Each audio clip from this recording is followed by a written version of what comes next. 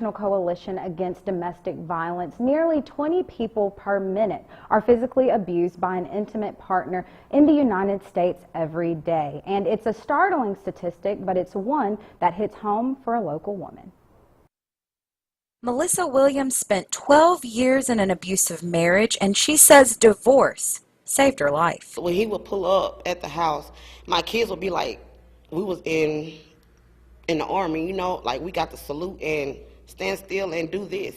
And I just couldn't live that way. And I had to divorce. If I wouldn't have divorced, I probably would be dead, and somebody else, him, maybe might be raising my kids. Currently, Mississippi divorce law covers domestic violence under the terms habitual cruel and inhumane treatment. Safe Haven counselor Kenya Walker says that language is no help to victims in court. But the problem is habitual.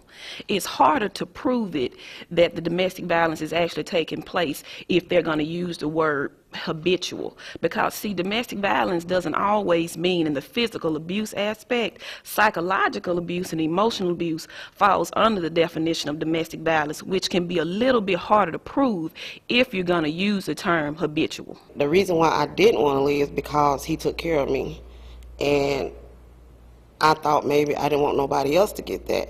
But then the emotional abuse and verbal abuse, I mean, I couldn't take it no more. And then when you have girls, your girls growing up seeing that, and they're going to think that's the way it's supposed to be. When considering Bill 2703, the state lawmakers expressed it would just, quote, open the floodgates to more divorce. If you're getting beat every day and you're being told that you'll never be nothing, you never worth nothing, you ugly, you fat, don't nobody want you, though, that's abuse, and that sticks with you. Before I left him, I thought maybe those things that he was saying was true. Walker says under the state's current law, a victim's best defense is a record of the abuse. They are going to have documentation.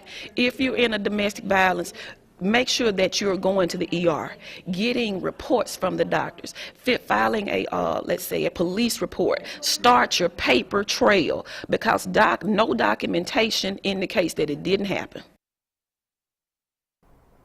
Now, if you or someone you know is experiencing domestic violence, Baptist Memorial Hospital hosts victim group therapy once a week. There's also assistance for offenders of domestic violence.